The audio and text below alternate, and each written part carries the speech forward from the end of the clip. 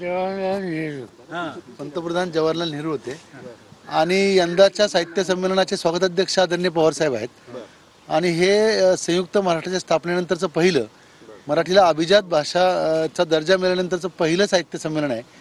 आणि हे देशभरातनं याला लोक येणार आहे. त्याचे स्वागताध्यक्ष म्हणून आदरणीय पवारसाहेब हे सर्व व्यवस्था पाहायला आज तालकटोला आले होते.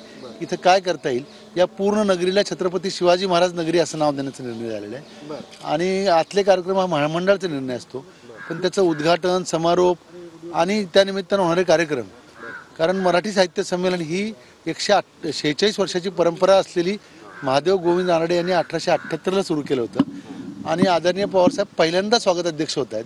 यापूर्वी ते उद्घाटक होते, प्रमुख पाहुणे म्हणून प्रत्येक संमेलनाशी संबंध आहे, पण स्वागताध्यक्ष म्हणून दिल्लीमध्ये पहिल्यांदा आदरणीय पवारसाहेब असणार आहेत.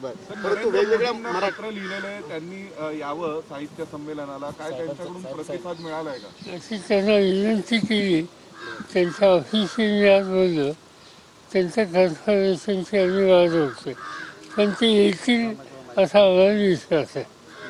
आणि साहेब हे दिल्लीमध्ये होते, पहिल्यांदाच असं मोठा सोहळा होतो इथे, तर देशभरातील मराठी संघटना, वेगवेगळे राजकीय पक्ष, खासदार आमदार सर्वजण सहभागी होतील का साहित्यिक या? नाही, असं आहे की दिल्लीत यापूर्वी झालं होतं त्याचा उल्लेख महावीरने आता केला, पण माझी खात्री आहे की देशाच्या राजधानीमध्ये होतं आहे आणि त्यावेळेस सवन देशाच्या कानाकोपऱ्यातल्या मराठीमध्ये असं असलेले घटक या ठिकाणी कटाक्षाने येतील.